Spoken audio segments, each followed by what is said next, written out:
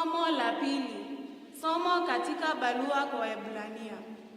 Ndugu zangu, hamjakaribia mlima uwezao kuguswa, wala moto uwakao, wala giza, wala tufani, wala mvumo wa tarumbeta, wala sauti ya maneno yaliyowasababisha wasikilizaji kuomba isiendelee kusema nao. Lakini mmeukaribia mlima Sioni, mji wa Mungu aliye hai, Yerusalemu ya mbinguni, kwenye maelfu ya malaika na makutano ya sherehe. Na mmejiunga na jamii ya wazaliwa wa kwanza ambao majina yao yameandikwa mbinguni na Mungu aliye hakimu wa wote, pia roho za waadilifu waliokamilika, kadhalika na Yesu, mpatanishi wa agano jipya, neno la Mungu. Tusimame kwa shangilio, tuongozwe na kwaya.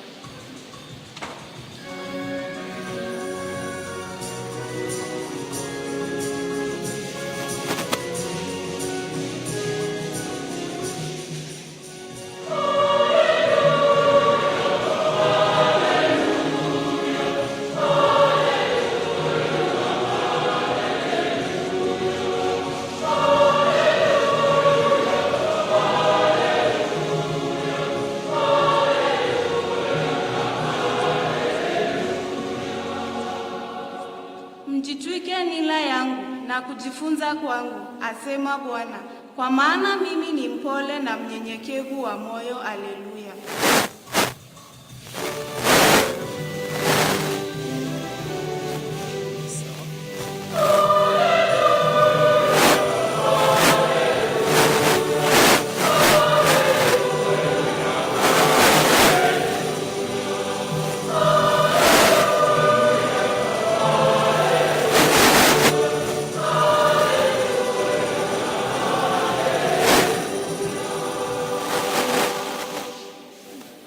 Bwana awe nanyi.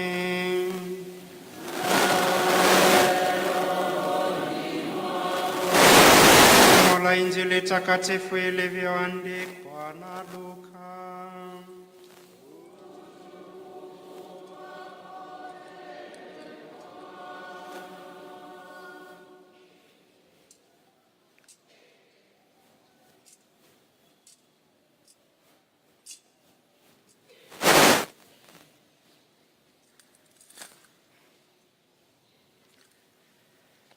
Siku ya Sabato, Yesu aliingia nyumba ya mkubwa mmojawapo wa Mafarisayo ale chakula. Nao wakawa wakimchunguza kwa makini. Akawaambia waalikwa mfano walivyojichagulia viti vya heshima. Unapoalika usiketi katika kiti cha heshima.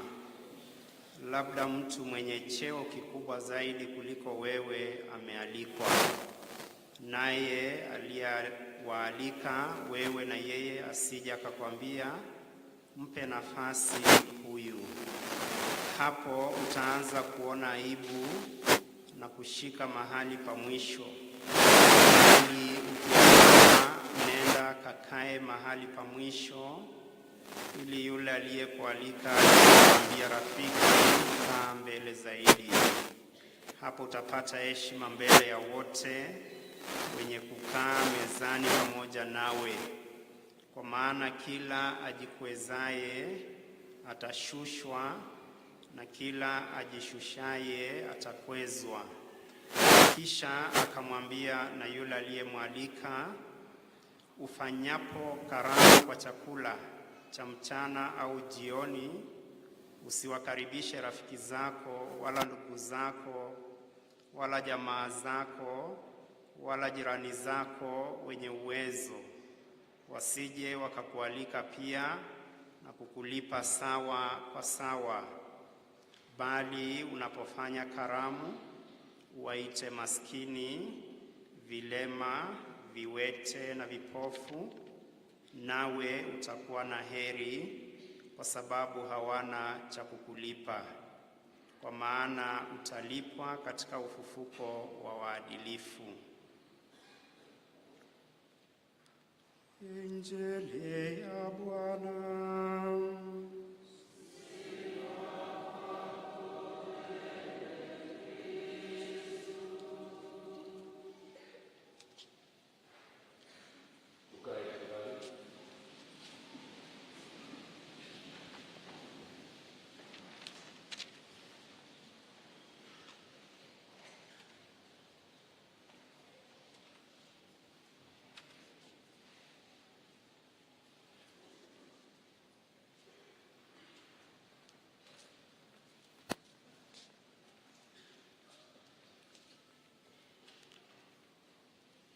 Before I proceed to say something about our readings, it is my pleasure and honor, and above all, it's a distinguished honor to welcome you sincerely, Your Excellency, the Vice President and the President-elect of the Republic of Kenya. It's not always usual to celebrate and to pray with the President-elect of the Republic of Kenya. You have honored us greatly, and as if that were not enough, you have also come with the Vice President-elect, Mr. Rigathi Gachagua.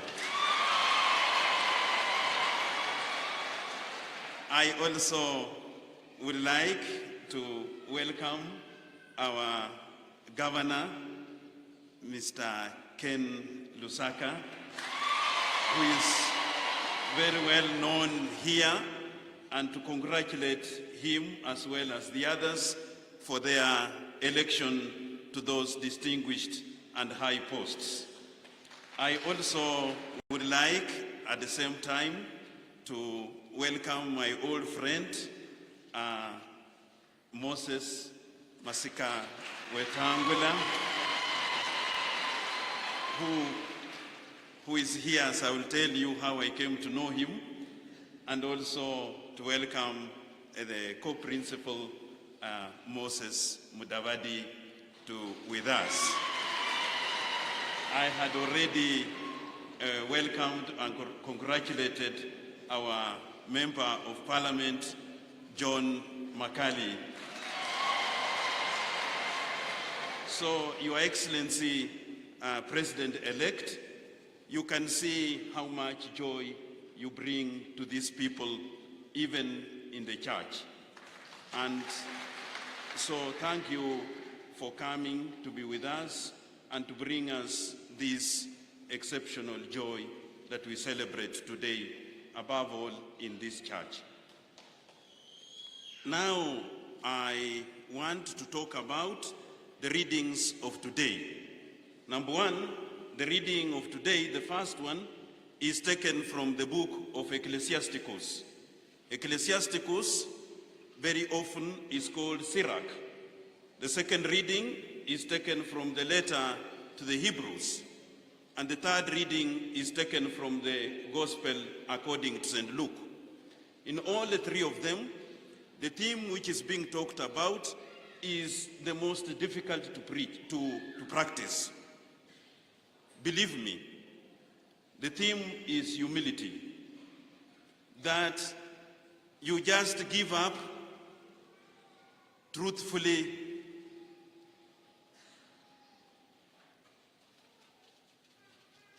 Humility, as I've said, is not easy. And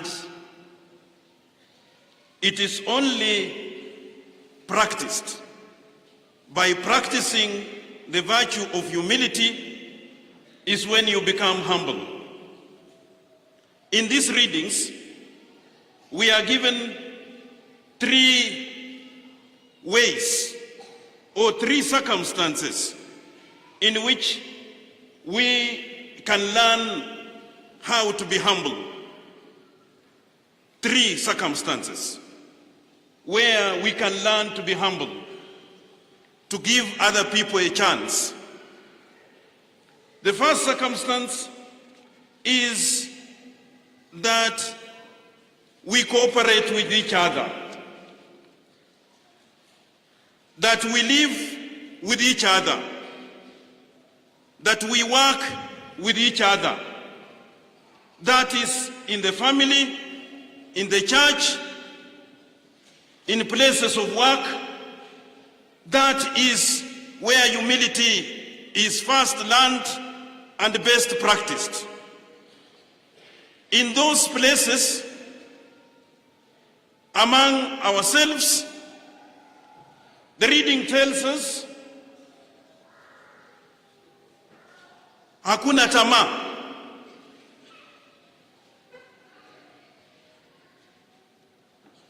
No ambition.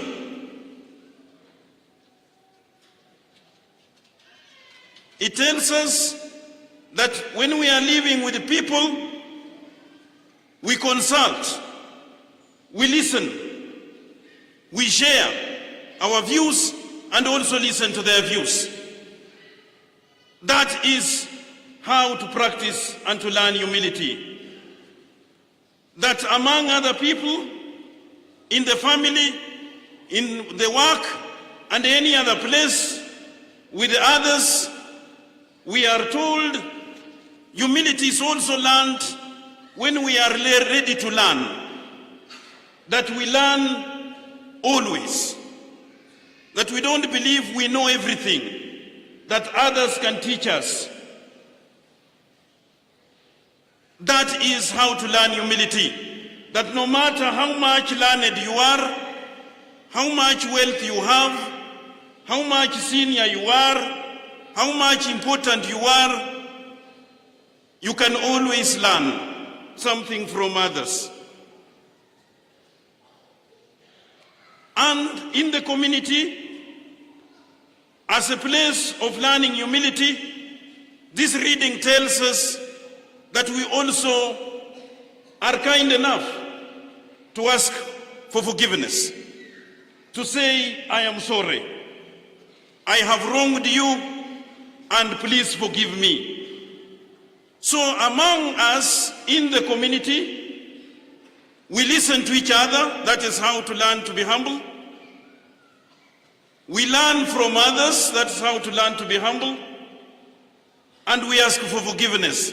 That is how to learn to be humble. The second area where we learn to be humble is from the letter to the Hebrews. That we learn to be humble when we know and we say thank you. That none of us is a fruit of himself or herself. We are all fruits, hard work, sweat, sacrifice, and kindness of other people. That we are able to say thank you. Personally, the most touching words for me are thank you. And I have to be honest with you. When I'm not thanked, I feel it. Or I'm alone. Am I alone? When you do so much for people, you educate your child, you educate orphans, you do all sorts of things, and they don't tell you thank you. Very often, even they insult you, they say, umetufanyia nini? That hurts, isn't it? When you do that, you are not being humble. And you will never learn to be humble. That humility, today we are being told from the letter to the Hebrews, that always learn that you are better. The letter to the Hebrews tells the Hebrews that you are worse off. Now you have come to Mount Zion, to Jerusalem. That is what we are being told. That where you are is better than where you were before. Thank the Lord for it. Our distinguished senator, I met him in 2007. We were on the same flight to Ghana, and he was going to invite the then President John Kufuor to come here to solve political problems which had come about as a result of election problems. We went with him to Ghana. That is where I was working in the Vatican Diplomatic Service as the Deputy Vatican Ambassador by then. And in Ghana, I'm sure he came across that people there, if you ask anyone, how are you? They'll tell you, by God's grace.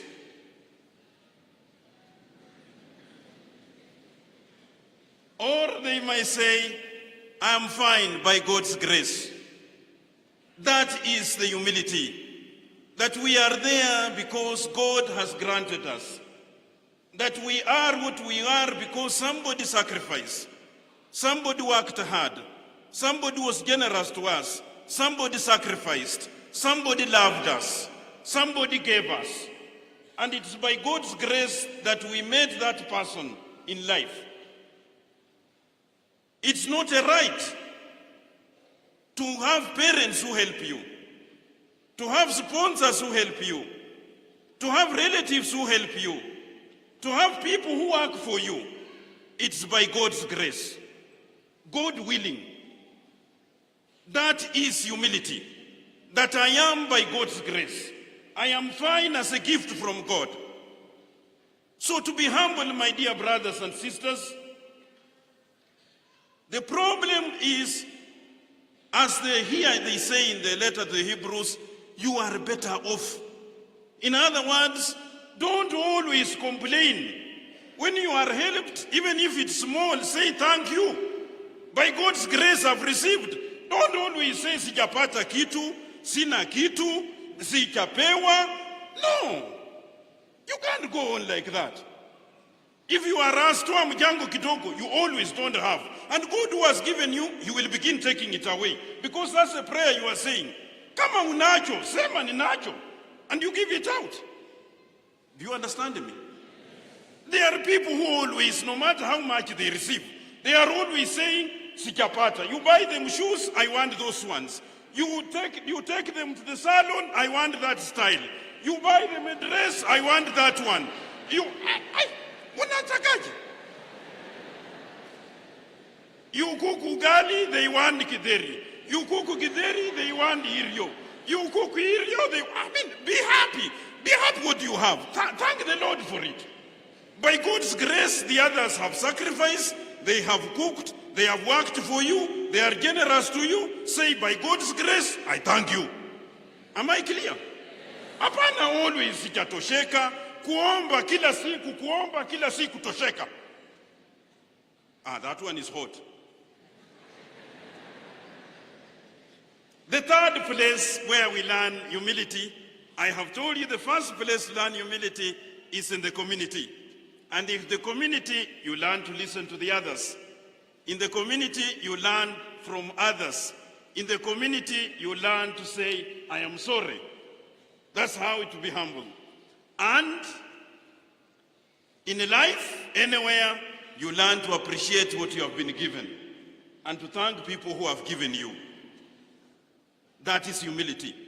The third place where to learn the school of humility, the third one is when you are visiting. Ugenini. Usijifanye mjuaji. Heshimu wenzako. Okay?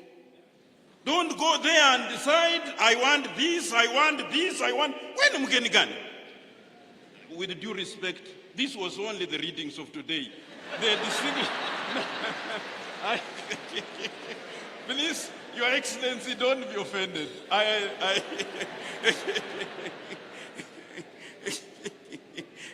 So, be generous. When you are visiting ugenini, be generous.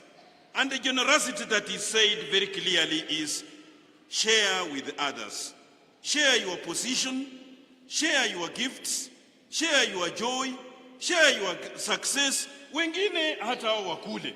Umefanikiwa, umepiga hatua, you are success, wacha wengine hata wakule. Am I clear? That is humility. Be generous to others. Thank you.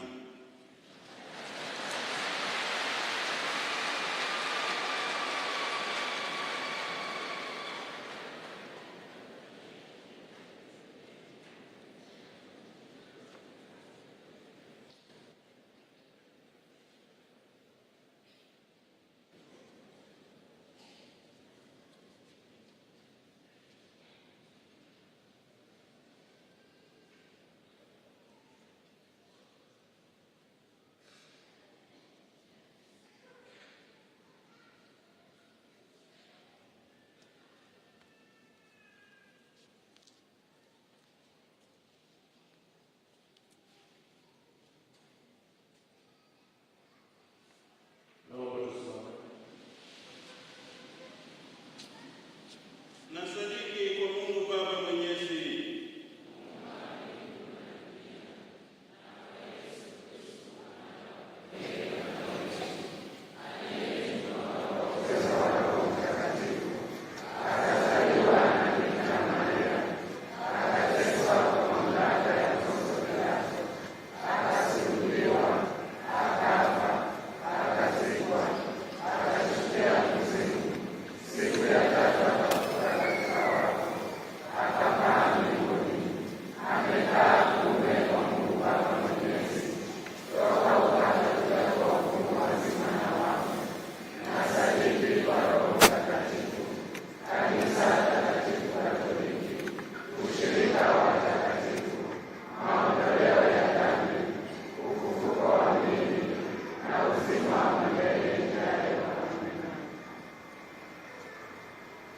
ndugu zangu, tumwombe Mungu Baba Mwenyezi asikilize kwa wema na sala zetu kwa ujumbe wa Yesu Kristo Bwana wetu.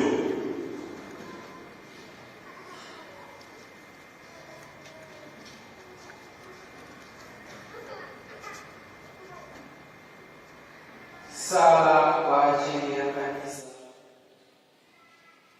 Mungu Mwenyezi wa milele, upende kulinda, kutunza na kuongoza kanisa lako takatifu, waimarishe wachungaji wako zetu, ili waweze kuliongoza kwa busara kundi walilokabidhiwa na mchungaji mwema. Tunakuomba utusikie.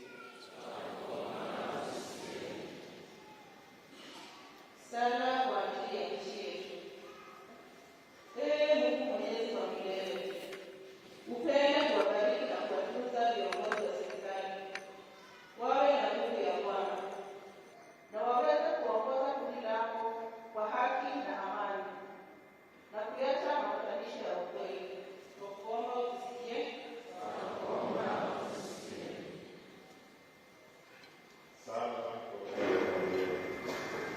Mungu Mwenyezi, upende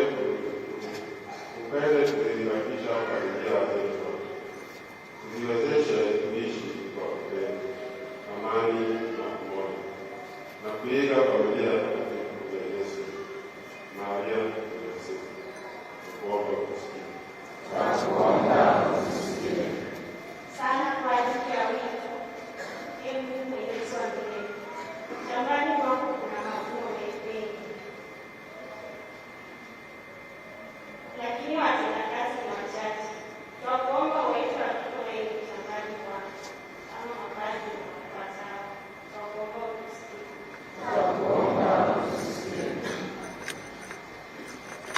Sala kwa ajili ya wanaoteseka. Mungu Mwenyezi wa milele, tunakuomba uondoe magonjwa, ufukuze njaa na kuepusha dhambi yote inayowaathiri watoto wako. Kwa huruma yako waweke huru wote wanaosumbuliwa na mateso. Baba mwema, tunakuomba. Sala kwa ajili ya marehemu. Mungu Baba Mwenyezi wa milele, wajalie ndugu zako marehemu neema yako, wapumzike kwa amani. Bwana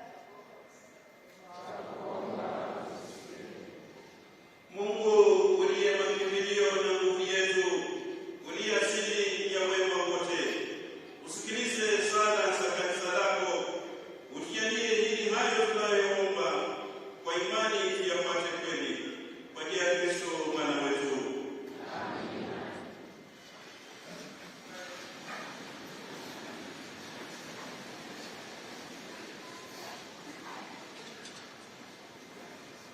Sasa